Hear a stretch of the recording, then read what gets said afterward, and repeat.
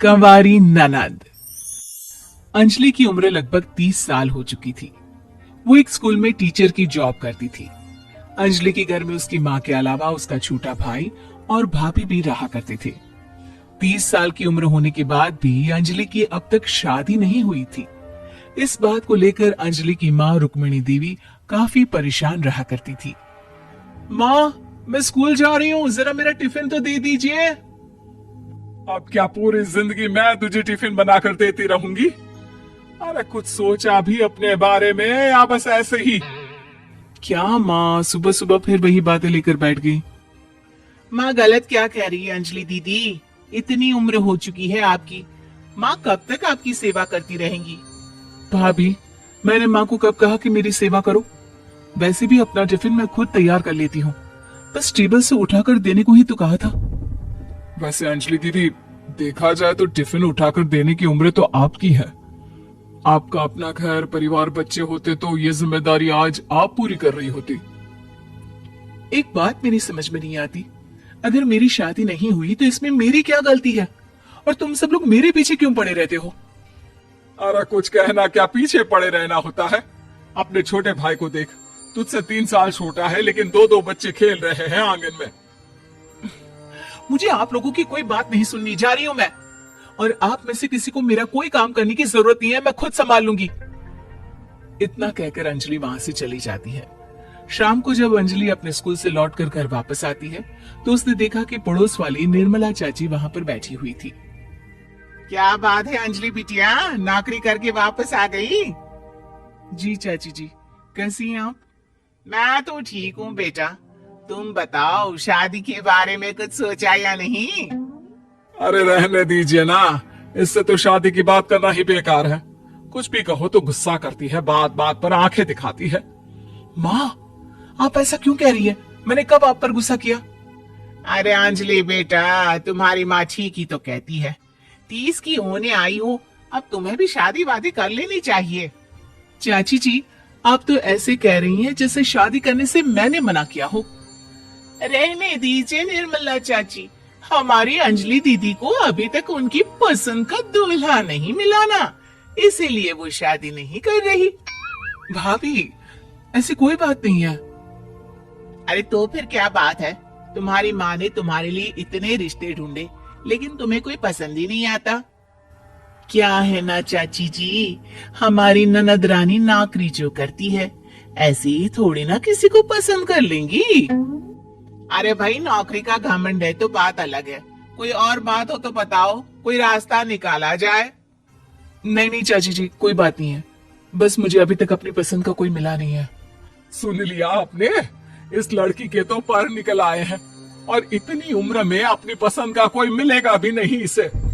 माँ, आप मेरी शादी को लेकर हमेशा मुझे ताने क्यों मारती रहती हैं?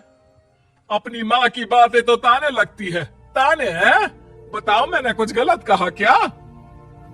देखो, ये सब छोड़ो, मेरी दूर की बुआ का बेटा है, उसकी अभी शादी नहीं हुई है, उम्र होगी कोई 34-35 साल। आप कहें तो बात आगे बढ़ाऊं? अरे हाँ हाँ, क्यों नहीं, ये भी कोई पूछने की बात है। अरे जल्दी से लड़के को यहाँ बुला लो। माँ, आप मुझसे पूछे बिना मेरी शादी की बात करने जा रही हैं, और मेरी उम्र 30 भी पूरी नहीं हुई है। निर्मला चाची कह रही है कि वो लड़का 35 साल का है। अंजलि दीदी, आपको क्या लगता है इस उम्र में कोई फिल्म का हीरो आएगा आपके लिए? देखिए, अब पसंद और नापसंद की बात तो रहने दीजिए, पसंद करने की उम्र तो आपकी निकल चुकी। अब तो जो भी मिले उसी से शादी कर लीजिए, इसी में भलाई है। तेरी भाभी बिल्कुल ठीक कह रही है। अब जैसा रिश्ता मिले उसके लिए हाँ कर देना, ताकि हम भी गंगा नहाए। ठीक है, चलिए, मैं उस लड़के को कहती हूँ, वो कल ही अंजलि को देखने आ जाएगा। अगले दिन निर्मला चाची के दूर का रिश्तेदार अंजलि को देखने उसके घर आता है। उसका नाम था अजय। अंजलि जी, तो आप नौकरी करती हैं, वो भी स्कूल में? जी हाँ, मैं स्कूल में टीचर हूँ। हमारी बेटी बहुत होशियार है। अरे पढ़ने लिखने में इतनी होशियार है, इसीलिए तो इसकी नौकरी लगी है स्कूल में। हाँ हाँ ठीक है आंटी जी, जरा मुझे भी तो बात करने दीजिए आपकी बेटी से। जी पूछिए ना, क्या पूछना चाहते हैं? अंजलि मैडम, ये तो बताइए कि आपने अभी तक शादी क्यों नहीं की? बस ऐसे ही, कहीं कोई रिश्ता पसंद नहीं आया इसलिए। लेकिन क्या मैं आपसे पूछ सकती हूँ कि आपने शादी क्यों नहीं की? अंजलि, क्या कर रही हो तुम? लड़कियों को इस तरह की बातें नहीं शोभा देती। रहने दीजिए आंटी जी, आपकी बेटी काफी पढ़ी लिखी है, मैं उनके सवाल का जवाब दे ही देता हूँ। वो क्या है ना, मुझे भी अभी तक अपनी पसंद की कोई लड़की नहीं मिली। अच्छा अच्छा, कोई बात नहीं। वैसे आपकी तनख्वाह कितनी है? कितना कमा लेती है महीने का? जी यही कोई 25,000 महीने। बस 25,000? इतने से क्या होता है? इतने से तो आजकल घर भी नहीं चलता। आपके कहने का क्या मतलब है?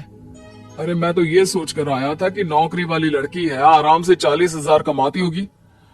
माफ कीजिएगा, आपका और मेरा रिश्ता नहीं हो सकता। जी कोई बात नहीं, मुझे भी आपके साथ शादी करने में कोई इंटरेस्ट नहीं है। अंजलि, किस तरह की बात कर रही हो? घर आए रिश्ते को ठुकरा रही हो तुम। दीदी, अब इस उम्र में आपको इतनी अकड़ नहीं दिखानी चाहिए। अच्छा खासा रिश्ता हाथ से निकल गया, कहीं ऐसा ना हो कि जिंदगी भर कुंवारी ही रह जाओ आप। कुछ दिन और ऐसे ही निकल जाते हैं और अंजलि की शादी कभी नहीं होती। अंजलि के परिवार वाले बिंदास उसे ताने मारते रहते हैं, लेकिन अंजलि एक बड़ी नौकरी की तैयारी करती है और उसमें सिलेक्ट होने के बाद अंजलि को एक बहुत बड़ी नौकरी मिल जाती है। अब तो दीदी के नखरे और भी ज्यादा बढ़ जाएंगे भाई। अब तो इतनी बड़ी नौकरी जो लगी है, अब इनकी शादी होने से रही। माँ, मुझे नौकरी के लिए दूसरे शहर जाना पड़ेगा। आप जानती हैं ये बहुत बड़ी जॉब है और इसमें पैसे भी बहुत ज्यादा मिलेंगे। अच्छा, कितने पैसे मिलेंगे बेटा? माँ, मुझे हर महीने 90,000 सैलरी मिलेगी। क्या? अरे वाह वाह, ये तो बहुत अच्छी बात है। लेकिन फायदा क्या? कितने भी पैसे मिले, शादी तो हुई नहीं ना तुम्हारी। अंजलि नौकरी करने के लिए दूसरे शहर में चली जाती है और जब कुछ महीनों के बाद वो वापस घर आती है तो उसे अपने पति के साथ देखकर उसके घर वाले हैरान रह जाते हैं। अरे अंजलि, तूने शादी कर ली और हमें बताया तक नहीं। और दामाद जी करते क्या है? इतनी बड़ी कार है उनकी। माँ, मैं आपको सब कुछ बताना चाहती थी, लेकिन आप सबके ताने सुनकर बहुत दुखी हो गई थी और इसलिए मैंने अपनी पसंद से शादी कर ली। मेरे पति मेरे साथ ही ऑफिस में नौकरी करते हैं और बहुत बड़े अफसर हैं। और एक बात बताऊं माँ, आज मैं बहुत खुश हूं।